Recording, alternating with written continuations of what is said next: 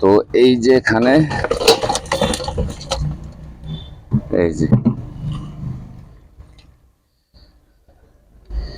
এই যে এই মাছগুলা হচ্ছে আমার সবচেয়ে বড় মাছগুলা, কারণ এই মাছগুলা অনেকদিন যাবতই কিন্তু আমি এগুলা পালতেছি, এখানে খাওয়াইতেছি। আবার এখানে ছোট মাছও আছে। তো এগুলা হচ্ছে বড় মাছগুলা। এই যে দেখবেন, এই যে এই মাছটাও একটু বড় সাইজেরই আছে। এই যে এই মাছটাও কিন্তু বড় মাছের।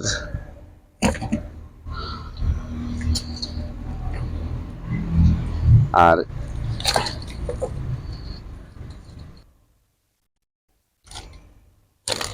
তো এইটাও কিন্তু খাওয়ার উপযুক্ত হয়েছে, সেই কারণেই কিন্তু আমি উঠাইছি। আর আরো কিছু ছোট আছে তেলাপিয়া, কিন্তু কই মাছের সাইজ মতাও আছে। যে নর্মালি কই মাছের যে সাইজ, কই মাছের সাইজ অনুযায়ী কিন্তু আমার তেলাপিয়া আছে এখনো ট্যাঙ্কে, যেগুলো আমি খাওয়ার জন্য উঠাইলাম। এই যে এগুলা হচ্ছে তেলাপিয়া গুলা। হ্যাঁ, আমি তেলাপিয়া গুলা এক সাইড করি।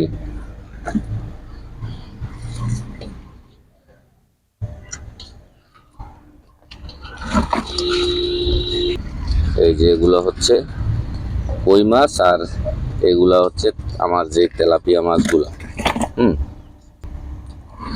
তো এই মাছগুলাই আজকে আমি উঠাইলাম খাওয়ার জন্য, তো সেই বিষয়টা আমি আপনাদের সাথে শেয়ার করলাম।